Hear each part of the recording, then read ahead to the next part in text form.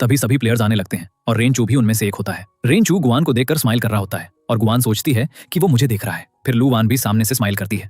फिर उनका competition start होता है और लू वान को उसकी फ्रेंड का मैसेज आता है तो वो उसे रिप्लाई करने लगती है। रेनचू कंपटीशन भी जीत जाता है और जब वो कंपटीशन जीतने के बाद लू वान को देखता है तो लू वान अभी भी अपने फोन में बिजी होती है। कंपटीशन खत्म होने के बाद लू वान रेनचू से मिलने जाती है और गुआन भी उसके साथ जाती है। जब गुआन रेनचू से बात करने लगती है तो रेनचू उसे इग्नोर करता है और लू वान से बात करने लगता है और कहता है तुम अपने मोबाइल में क्यों बिजी थी, तुमने मेरा कंपटीशन क्यों नहीं देखा। लू वान कहती है मैं देखना चाहती थी लेकिन मुझे नहीं पता था कि कंपटीशन इतनी जल्दी खत्म हो जाएगा। तभी रेनचू का फ्रेंड आता है और कहता है तुमने रिकॉर्ड तोड़ दिया, मुझे लगा था कि तुम्हारी आर्म पर इंजरी की वजह से तुम अपना रिकॉर्ड नहीं तोड़ पाओगे। जब लू वान ये सुनती है तो उसे याद आता है मैंने रेनचू की आर्म में नीडल डाली थी और उसकी वजह से उसकी आर्म में सूजन होगी। तो लू वान रेनचू से अपोलोजाइज करने लगती है, मुझे ऐसा नहीं करना चाहिए था, मेरी वजह से तुम आज कंपटीशन हार सकते थे। जब गुआन ये सुनती है तो वो लू वान को डांटने लगती है, तुमने ऐसा क्यों किया। तब रेनचू कहने लगता है ये तुम्हारा बिजनेस नहीं है, ये मेरा और लू वान का बिजनेस है, इसलिए हमसे दूर रहो। फिर लू वान रेनचू को अपनी बेकरी में बनाए बिस्किट्स देने लगती है। तब रेनचू कहता है मेरे पास भी तुम्हारे लिए गिफ्ट है। वो उसे अपने साथ ले जाता है। जब गुआन अकेली बैठी होती है तो वो केक खोलती है और स्केलेटन देखते ही वो डर जाती है। रेनचू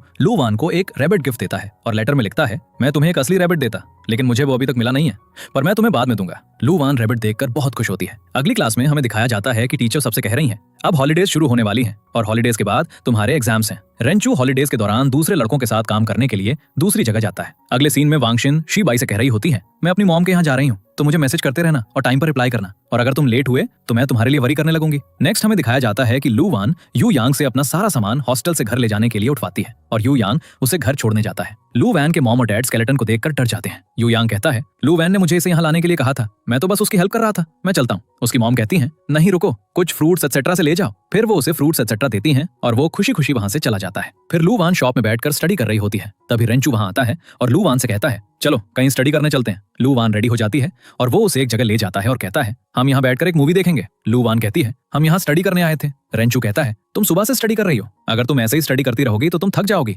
इसीलिए मैं तुम्हें यहाँ लाया हूँ। लू वान मूवी देखने लगती है। मूवी खत्म हो जाती है तब लू वान कहती है फाइनली ये मूवी खत्म हुई। लेकिन जब रेनचू लू वान से मूवी में हुई चीजों के बारे में पूछता है तो लू वान को एक भी बात नहीं पता होती है। रेनचू कहता है तुमने मूवी ठीक से नहीं देखी तो तुम इसे फिर से देखो। फिर वो मूवी फिर से लगा देता है। लू वान मूवी बंद कर देती है लेकिन मूवी बंद नहीं होती है। रेनचू के बगल में एक और रिमोट होता है तो वो उसे उठाने